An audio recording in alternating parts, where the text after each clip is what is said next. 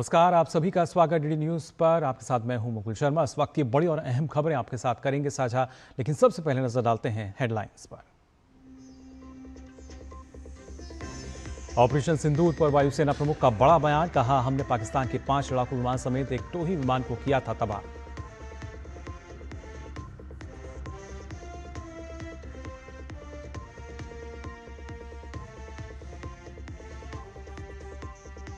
जम्मू कश्मीर के कुलगाम में ऑपरेशन अखल के दौरान एक आतंकवादी ढेर, 2 जवान भी शहीद। पिछले 9 दिनों से जारी है मुठभेड़।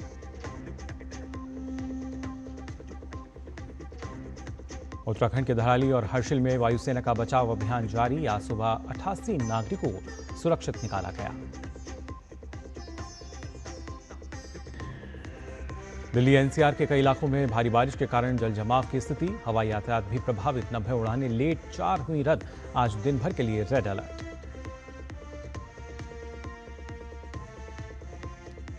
और देश भर में भाई बहन के स्नेह के प्रतीक रक्षाबंधन का उल्लास। भाई ले रहे हैं बहनों की रक्षा का प्रण। राष्ट्रपति द्रौपदी मुर्मू और प्रधानमंत्री नरेंद्र मोदी ने दी शुभकामनाएं।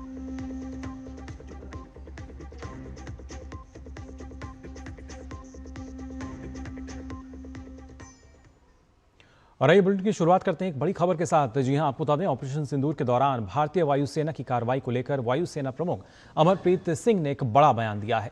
बेंगलुरु में आयोजित एक कार्यक्रम में क्या कुछ उन्होंने कहा है, ये आपको साथ हम साझा कर लेते हैं।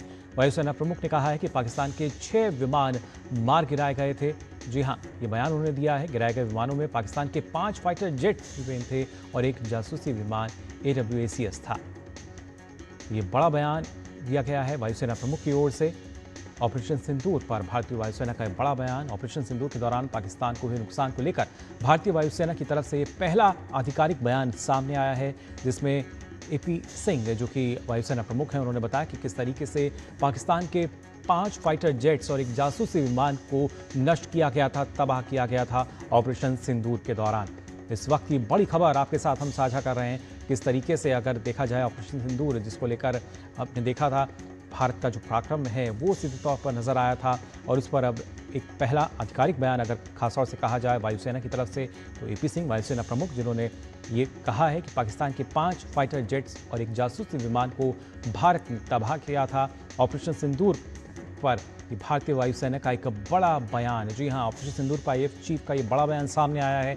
वायुसेना प्रमुख ने सीधे तौर पर कहा है कि पाकिस्तान के 6 विमान मार गिराए गए थे ऑपरेशन सिंदूर में।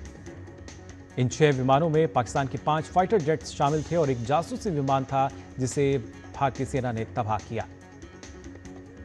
तो इस वक्त की बड़ी खबर आपके साथ साझा कर रहे हैं, किस तरीके से ऑपरेशन सिंदूर को लेकर एक बार फिर से भारतीय वायुसेना ने एक बड़ा बयान यहां दिया है। वायुसेना प्रमुख का कहना है कि पाकिस्तान के जो 6 विमान थे मार गिराए गए थे, और उसके साथ साथ हमने देखा था किस तरीके से तमाम वो आतंक के अड्डे जो कि सीमा पर स्थापित किए गए थे, उनको भी भारतीय सेना ने पल भर में ध्वस्त कर दिया था। इसके साथ साथ जिस तरीके से लगातार बात कही जा रही थी और सोशल मीडिया पर भ्रम भी फैलाया जा रहा था, लेकिन इसके उलट जो असलियत है वो आज आपके साथ हम साझा कर रहे हैं। इसकी जानकारी दी है वायुसेना प्रमुख ने। उन्होंने बताया कि पाकिस्तान के 6 विमानों को मार गिराया गया था और उसके साथ साथ पाकिस्तान के 9 आतंकी ठिकाने भी ध्वस्त किए गए थे। इस वक्त की और आज की ये बड़ी खबर डीडी न्यूज़ पर आपके साथ साझा कर रहे हैं। ऑपरेशन सिंदूर को लेकर एक बड़ा बयान यहाँ पर सामने आया है। AP सिंह का, वायुसेना अध्यक्ष हैं, जिनका कहना है कि पाकिस्तान के 5 फाइटर जेट्स और उसके साथ साथ एक टोही विमान, जो कि जासूसी में जिसका इस्तेमाल किया जाता है, उसको नष्ट किया गया था। क्या कुछ उन्होंने अपने बयान में कहा है, आइए सुनते हैं। We have indication of at least one AEWNC in that AEWC hangar and a few F-16s which were under maintenance there. Apart from these, the SAGW systems, mostly from, I'm talking about fighter aircraft are from S-400. We have at least 5 fighters confirmed kills and 1 large aircraft, which could be either an ELINT aircraft or an AEWNC aircraft, which was taken on at a distance of about 300 kilometers. This is the actually largest ever recorded surface to air kill.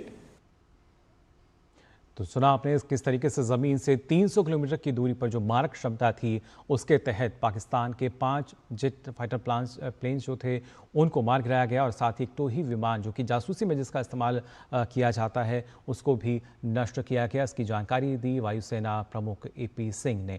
Operation सिंदूर को लेकर ये बहुत बड़ी खबर जो कि साझा की है उन्होंने। और फिलहाल हमारे साथ आपको बता दें हमारे संवाददाता विशाल बैरिस्टो हमारे साथ जुड़ चुके हैं। विशाल, जानना चाहेंगे आपसे ऑपरेशन सिंदूर को लेकर ये बहुत बड़ी खबर जो यहाँ पर अब सामने आई है कि किस तरीके से पाकिस्तान के 5 फाइटर प्लेन जो थे उनको नष्ट किया गया, एक टोही विमान को भी नष्ट किया गया और उसके साथ साथ उसके 9 आतंकी ठिकाने जिनको भारतीय सेना ने पल भर में ध्वस्त कर दिया था। बिल्कुल ठीक सुना आपने और हमारे दर्शकों को भी बताया गया किस तरह से आर्मी एयरफोर्स चीफ माफ़ कीजिएगा AP सिंह ने आज ये ऐलान कर दिया कि भारत ने किस तरह पाकिस्तान के 5 फाइटर जेट्स और ये बताया जा रहा है कि F-16 सीरीज़ के हैं इनको नेस्तो नाबूद किया। इसके अलावा एक बड़ा टोही विमान उसको भी मार गिराया गया और ये सब कुछ हुआ है हमारा surface to air missile system जो है रशिया का ट्रायम्फ S-400 ट्रायम्फ जो कि एक बार में साइमल्टेनियसली 300 टारगेट्स को एंगेज करता है और ये मूवेबल है, इसको किसी भी गाड़ी पर रखकर आप ले जा सकते हैं और ये 600 किलोमीटर की दूरी से ट्रैक कर लेता है किसी भी मिसाइल को, किसी भी ड्रोन को और 400 किलोमीटर तक इसका निशाना सटीक रहता है। आपने एयरफोर्स चीफ को सुना, उन्होंने कहा कि हमने 300 किलोमीटर पहले पाकिस्तान के जहाज़ों को मार गिराया। तो ये एक बड़ा आई ओपनर है उन सभी लोगों के लिए जो कि सोशल मीडिया के जरिए और अलग अलग प्लेटफॉर्म्स के जरिए ये भ्रम फैला रहे थे कि ऑपरेशन सिंदूर में एयरफोर्स का इंडियन एयरफोर्स को पाकिस्तान एयरफोर्स ने नुकसान पहुंचाया और पाकिस्तान एयरफोर्स भारी पड़ी। लेकिन अब ये ऑफिशियल स्टेटमेंट आया है और हमारे एयरफोर्स चीफ ने खुद इसका खुलासा किया है। मुकुल जी बिल्कुल विशाल, और जिस तरीके से क्योंकि कहीं ना कहीं अगर देखा जाए तो सोशल मीडिया पर एक समय था जब इस तरह का भ्रम फैलाया गया कि जो नुकसान है वो भारत की तरफ ज़्यादा हुआ है, लेकिन असलियत कुछ और ही थी और लगातार इसके सबूत जो है भारत देता आया है। वैश्विक स्तर पर हमने देखा है किस तरीके से यहाँ पर मुक्की खानी पड़ी है पाकिस्तान को और एक बार फिर यहाँ पर हम कह सकते हैं एक अहम बयान जो कि दिया है वायुसेना प्रमुख ने।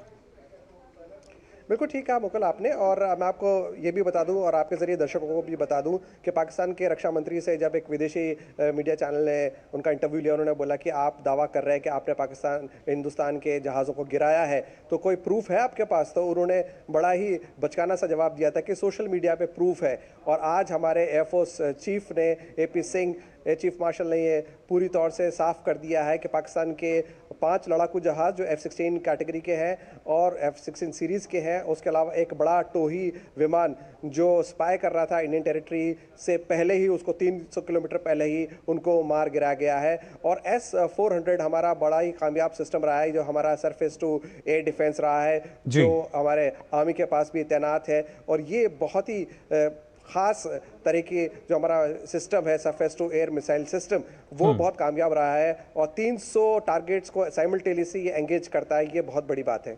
जी बिल्कुल, अपने आप में ये काफ़ी बड़ी बात और काफ़ी अहम भी कि किस तरीके से हमारा जो डिफेंस सिस्टम है S-400 की अगर बात की जाए और आज पूरा विश्व कहीं ना कहीं देख रहा है विशाल कि किस तरीके से भारत का जो रक्षा क्षेत्र है कैसे वो मजबूत हो रहा है। और अब से कुछ देर पहले भी हमने अपने दर्शकों को एक खबर भी बताई थी कि कैसे हमारा जो रक्षा क्षेत्र का जो उत्पादन है उसमें भी लगातार हम इजाफा कर रहे हैं और कहीं ना कहीं अगर देखा जाए जो मेक इन इंडिया है उसको भी मजबूती मिलती नज़र आ रही है और ये एक बानगी भर है जो आज खबर सामने आई है। देखिए बिल्कुल ठीक कहा आपने और ये मैं बात करूं अगर हम बात करें सेल्फ रिलायंस की और export from importer to exporter बनने की भारत की कहानी, तो ये करीब एक दशक की कहानी है। पिछले 10 साल में ऐसा हुआ है, 10-11 साल में प्राइम मिनिस्टर नरेंद्र मोदी की लीडरशिप के अंदर फोर्सेस पर बहुत ज़्यादा ध्यान दिया जा रहा है और ऑपरेशन सिंदूर का सक्सेस इसी बात पर निर्भर करा कि हमारा जो एयर डिफेंस सिस्टम है, हमारा जो आर्मी का डिफेंस सिस्टम है वो बहुत कारगर है। यहाँ पर मैं दर्शकों को ये भी बताना चाहूँगा कि S-400 एक डिफेंसिव मिसाइल सिस्टम है और ये टारगेट्स को ट्रैक करके उसको मार गिराता है और उसका प्रिसिशन बहुत ज़बरदस्त है।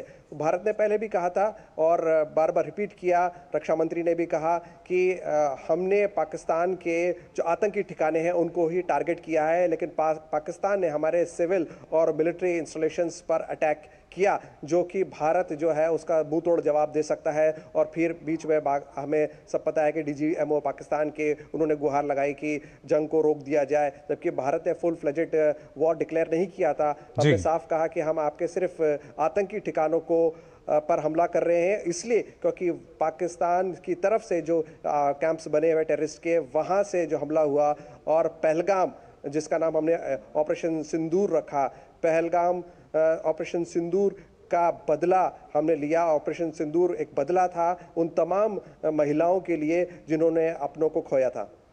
जी बिल्कुल, और ख़ासतौर से जैसा आपने बताया, क्योंकि सीमा पर ना सिर्फ हमने देखा कि जो आतंकी ठिकाने थे, बल्कि ख़ासतौर से लॉन्च पैड जहां से लगातार इस तरह की जो गतिविधियां हैं, जहां से भारतीयों को निशाना बनाने की कोशिश की जा रही थी, और ना सिर्फ वहां पर बल्कि अधिकतर जगह हमने देखा, फिर चाहे हम अम्बाला की बात करते हैं, दूसरी सीमाओं की बात की जाए, कि किस तरीके से भारत का जो एयर डिफेंस सिस्टम है उसने पूरी तरीके से, हम कह सकते हैं कि हमारे देश की जो सीमाएँ हैं उनकी हिफाजत की, और उसकी जो बानगी है वो लगातार हमें देखने को मिली है।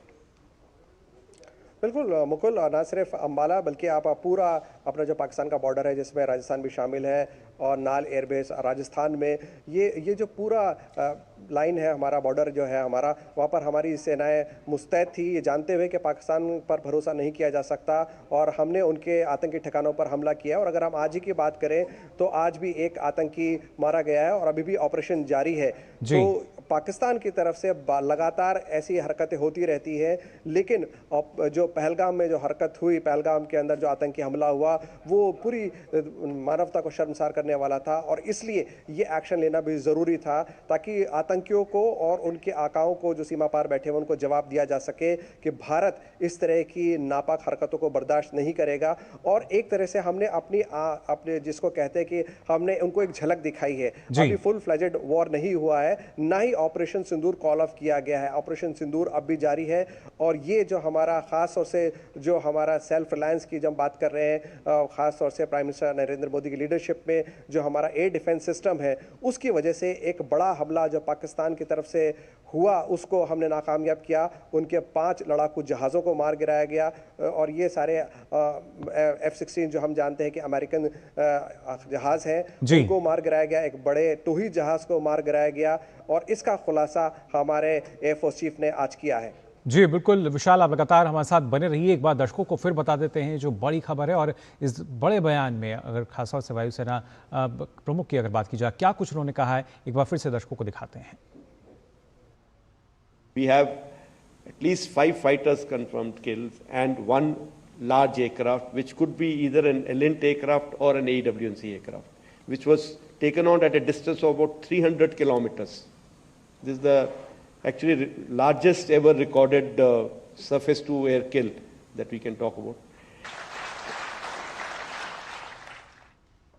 तो सुना आपने किस तरीके से यहाँ पर वायुसेना प्रमुख ने सीधे तौर पर बताया कि पाकिस्तान के 5 फाइटर प्लेन जो थे उनको नष्ट किया गया, एक टोही विमान उसको भी नष्ट किया गया, और उसके साथ साथ आतंकी की 9 ठिकाने उनको लगातार नष्ट किया गया। और विशाल लगातार हमारे साथ बने हुए हैं। विशाल, खासतौर से अगर देखा जाए, क्योंकि जिस तरीके से अभी जो एक आधिकारिक रूप से अगर देखा जाए तो वायुसेना की तरफ से ये पहला बड़ा बयान है ऑपरेशन सिंदूर को लेकर। लगातार भारत ने जवाबी जो कार्रवाई है वो की, और जैसा आप भी बता रहे हैं कि हमने किसी युद्ध की घोषणा नहीं की थी, सिर्फ हमने जवाब दिया था, जवाबी कार्रवाई जो है सिर्फ वो की थी, और उसमें भी कोशिश हमारी यही रही कि जो आम नागरिक हैं उनको किसी तरह का नुकसान ना हो, और ऐसे में जो सटीकता है उसकी भी खासतौर से यहाँ बात करनी होगी।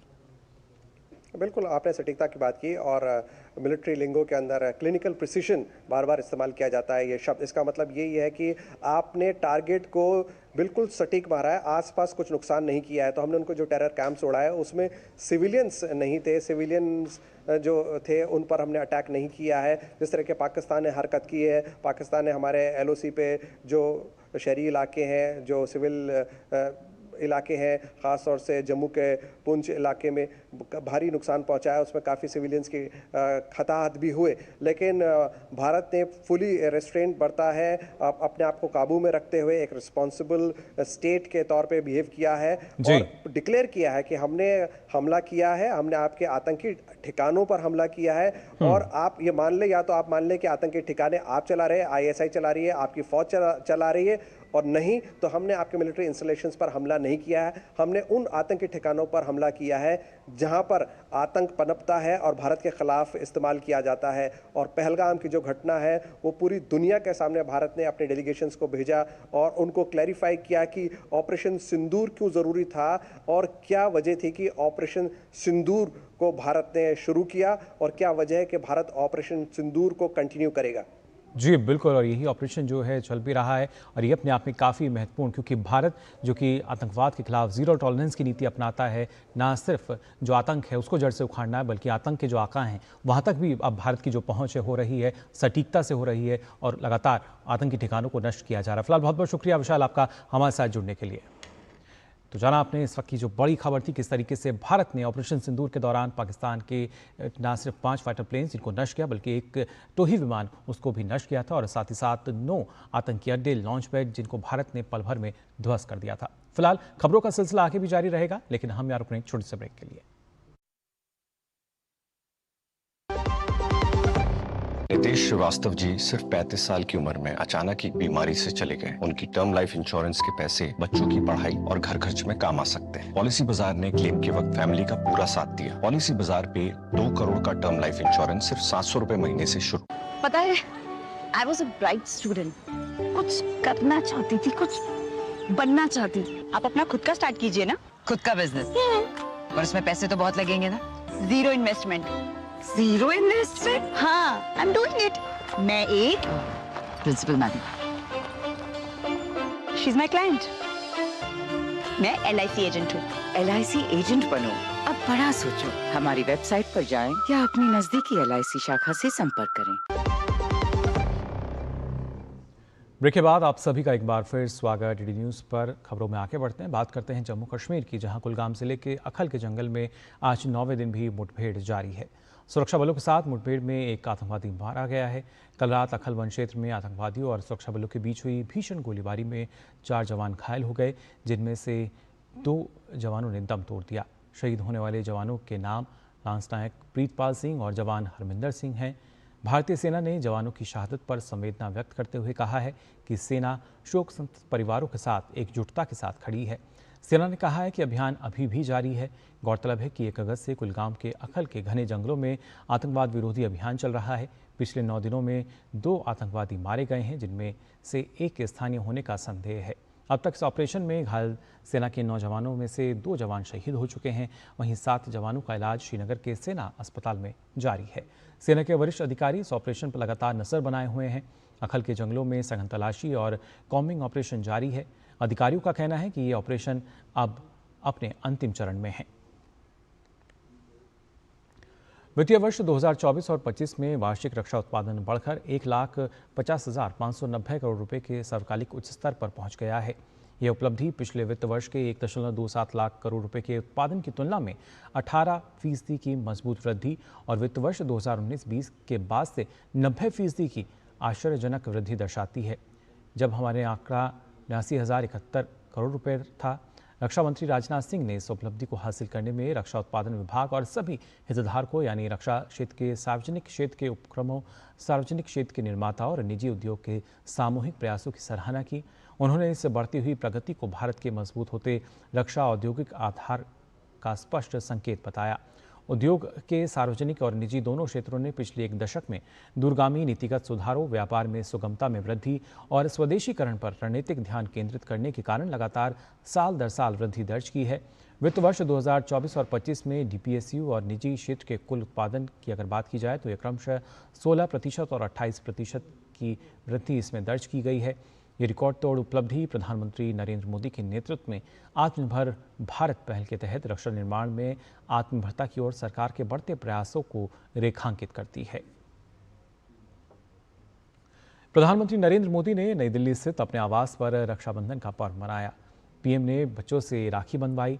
पीएम से मिलकर बच्चे उत्साह और उल्लास से भी भरे नजर आए।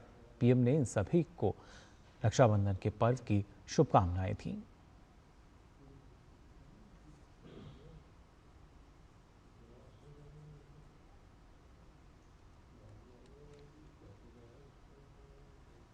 छोटे बच्चों के साथ प्रधानमंत्री ने रक्षाबंधन का पर्व मनाया और किस तरह का स्नेह प्रधानमंत्री छोटे बच्चों के साथ रखते हैं, उसकी वानगी भी इसमें नज़र आई। और साथ ही साथ कोशिश उनकी यही कि जिस उम्र का जो व्यक्ति हो, बच्चे हों, युवा हों, जिससे भी वो मिलते हैं उनके से ही ढलने की कोशिश उनकी रहती है। और इसी कड़ी में आज रक्षाबंधन का जो पर्व है, इन तस्वीरों में भी हमने देखा किस तरीके से अपनी कलाई पर वो इन बच्चों से राखी बंधवाते हुए नजर आए। इन बच्चियों से राखी बंधवाते हुए देखे जा सकते हैं।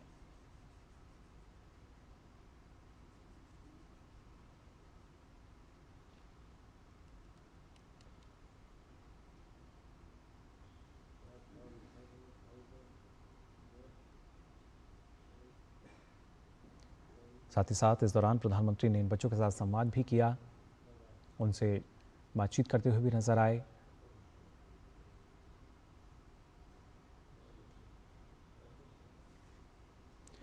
भारतीय रेलवे ने त्योहारी भीड़ को नियंत्रित करने और यात्रियों को बेहतर सुविधा देने के लिए एक नई round trip package for festival rush योजना लागू करने का फैसला लिया है। इस योजना के तहत जो यात्री अपनी आने जाने की टिकट एक साथ बुक करेंगे, उन्हें वापसी यात्रा के किराए के बेस फेयर पर 20% की छूट मिलेगी। ये योजना 14 अगस्त से शुरू हो रही है। आगे की यात्रा 13 से 26 अक्टूबर 2025 के बीच और वापसी यात्रा 17 नवंबर से 1 दिसंबर 2025 के बीच होनी चाहिए। दोनों टिकट एक ही यात्री, एक ही क्लास और एक ही स्टेशन जोड़ी के लिए होंगी। केवल कंफर्म टिकट पर ही ये छूट मिलेगी। ये सुविधा सभी ट्रेनों में उपलब्ध होगी, लेकिन फ्लेक्सी फेयर वाली ट्रेनों में नहीं। इस योजना में टिकट का रिफंड, संशोधन या अन्य रियायतें मान्य नहीं होंगी। बुकिंग केवल एक ही माध्यम से करनी होगी, या तो ऑनलाइन या फिर स्टेशन आरक्षण काउंटर से। रेल मंत्रालय ने सभी जोन को इस योजना का व्यापक प्रचार प्रसार करने के निर्देश दिए हैं, ताकि अधिक से अधिक यात्री इसका लाभ उठा सकें। बात करते हैं उत्तराखंड की, जहां उत्तरकाशी के धराली आपदाग्रस्त क्षेत्र में आज 5वें दिन प्रभावित क्षेत्रों में फंसे यात्रियों और स्थानीय लोगों को रेस्क्यू के लिए लगातार अभियान चल रहा है। इसमें बड़ी संख्या में, आप बता दें, राहत कर्मियों के साथ हवाई सेवा, तकनीक और उपकरणों की मदद ली जा रही है। हालांकि आज सुबह 9 बजे तक की अगर हम बात करते हैं तो उस दौरान करीब 88 लोगों को रेस्क्यू किया गया था। और इसके साथ साथ अगर बात की जाए कि लगातार जो वहाँ पे हेली सेवा भी चल रही है, तमाम जो एजेंसियां हैं वो काम कर रही हैं। उत्तराखंड राज्य आपदा प्रबंधन प्राधिकरण की ओर से बताया गया है कि UCADA सिविल उड़ान शटल विमानों का परिचालन शुरू हो गया है। सुबह से ही 4 विमान जो हैं वो उड़ान भर रहे हैं। यूकाडा के हेलीकॉप्टर की ओर से रिजर्वेशन बेड़े के साथ काम किया जा रहा है। साथ ही आज सुबह की अगर बात की जाए तो शुरुआत तौर पर करीब 88 यात्रियों को हमने देखा था जिनको रेस्क्यू किया गया था। और साथ ही अगर 12 बजे तक का जो अपडेट दिया गया है उसमें करीब 175 लोगों को धराली हर्षिल से ITBP मताली हेलीपैड तक पहुंचाया जा चुका है। पिछले 2 दिनों में करीब 729 से अधिक लोगों को सुरक्षित निकाला गया है। हर्षिल से मताली और मताली से हर्षिल अगर हम बात करें तो लगातार लोगों को निकाला गया है और साथ ही साथ जो खाद्य सामग्री है वो पहुंचाई जा रही है। सेना के जवान पूरी रात लिमचिगाड़ में पहली ब्रिज बनाने के काम में जुटे रहे हैं। एक चिनूक हेलीकॉप्टर ने जॉलीग्रांट से जेनसेट लेकर उड़ान भरी तो दूसरे चिनूक ने जनरेटर लेकर धारूसू से हर्षिल के लिए भी उड़ान भरी। रेस्क्यू अभियान को गति देने और रेस्क्यू अभियान के लिए ज़रूरी लॉजिस्टिकल सपोर्ट प्रदान करने के लिए 3 चीता हेलीकॉप्टर जॉलीग्रांट एयरपोर्ट पहुंचे हैं। चिनूक से 2 जनरेटर आपको जैसा हमने बताया कि हर्षिल पहुंचाए गए, 1 GPR, 2 मेटल डिटेक्टर और सेना के जवानों को लेकर 3 हेलीकॉप्टर ने हर्षिल के लिए जॉलीग्रांट से उड़ान भरी। तो लगातार लोगों को वहां से सुरक्षित निकाला जा रहा है। वायुसेना की और यूकाडा की उनके थ्रू कई जो हमारे यात्री बचे हुए थे उनको निकाल लिया गया है और साथ ही बहुत भारी संख्या में सप्लाईज, राशंस और सारी जो आवश्यक सामग्री है वो पहुंचा दी गई है। हर्षिल और धराली पर जो रेस्क्यू एफर्ट्स हैं उन्होंने भी काफ़ी तेज़ी पकड़ ली है। सारी टीम्स जो वहाँ NDRF की, इंडियन आर्मी की, ITBP की, उत्तराखंड पुलिस की, SDRF की, ये सभी टीम्स अब राहत बचाव कार्य में पूरी तेज़ी से ग्राउंड पे काम कर रहे हैं। और इधर जो चॉपर से इवैक्यूएशन के ऑपरेशंस हैं वो भी लगभग अब जो बाहर के यात्री हैं उनको निकाल लिया गया है।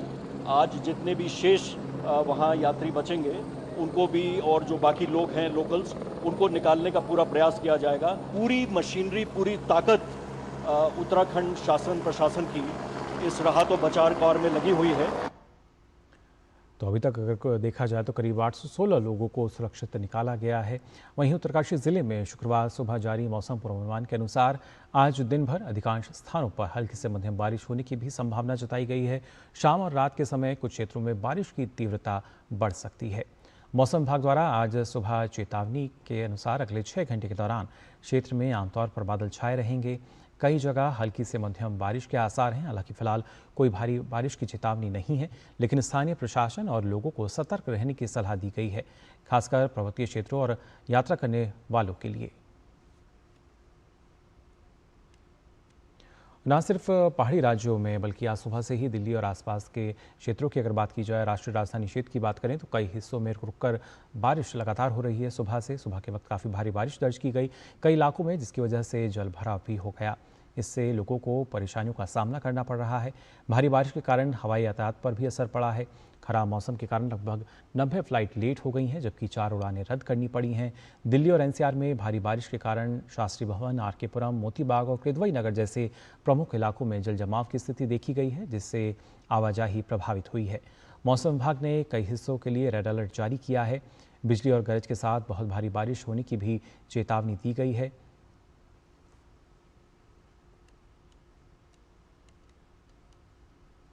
और वहीं बात अगर करें हिमाचल प्रदेश की, तो यहाँ कांगड़ा जिले में स्थित पौंग डैम से भारी मात्रा में पानी छोड़ा जा रहा है, जिससे ब्यास नदी के किनारे बसे क्षेत्रों में जल भराव का खतरा बढ़ रहा है। शुक्रवार रात से शनिवार तक डैम से करीब 60,000 क्यूसेक पानी छोड़ा गया, जबकि बीते 3 दिनों से औसतन 40,000 क्यूसेक पानी छोड़ा जा रहा था। ऊपरी क्षेत्रों में लगातार बारिश के चलते जलस्तर बढ़ने पर जल छोड़ने की मात्रा बढ़ाई गई है। इस स्थिति को देखते हुए प्रशासन ने स्थानीय लोगों को ब्यास नदी से दूर रहने की चेतावनी दी है। साथ ही कांगड़ा जिले से लेकर पंजाब के सीमावर्ती होशियारपुर तक अलर्ट जारी कर दिया गया है। प्रशासन हालात पर नजर बनाए हुए है और किसी भी आपात स्थिति से निपटने के लिए तैयार रहने को कहा गया है। वहीं कुल्लू के आनी में भी भारी भूस्खलन की वजह से एक बार फिर हालात बिगड़ने लगे हैं। आनी उपमंडल के रघुपुर में नाले में भारी फ्लैश फ्लड के चलते नाले के दोनों तरफ की पहाड़ियों में भूस्खलन भी हुआ, जिससे इस क्षेत्र में पेयजल आपूर्ति बाधित हो गई। हालांकि जल शक्ति विभाग के कर्मचारी पेयजल आपूर्ति को बहाल करने में लगे हैं। साथ ही प्रशासन द्वारा लोगों से नदी नालों से दूर रहने की अपील भी की जा रही है।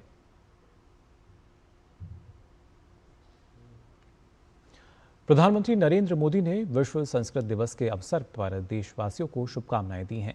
इस अवसर पर पीएम ने सोशल मीडिया प्लेटफॉर्म एक्स पर लिखा है कि आज हम श्रावण पूर्णिमा के अवसर पर विश्व संस्कृत दिवस मना रहे हैं। संस्कृत ज्ञान और अभिव्यक्ति का एक शाश्वत स्रोत है। इसका प्रभाव सभी क्षेत्रों पर देखा जा सकता है। यह दिन दुनिया भर में संस्कृत सीखने और उसे लोकप्रिय बनाने वाले प्रत्येक व्यक्ति के प्रयासों की सराहना करने का सुअवसर है। तो फिलहाल के लिए इस बुलेटिन में बस इतना ही, लेकिन देश और दुनिया की तमाम खबरों के लिए आप देखते रहिए डीडी न्यूज़। मुझे दीजिए अनुमति। नमस्कार।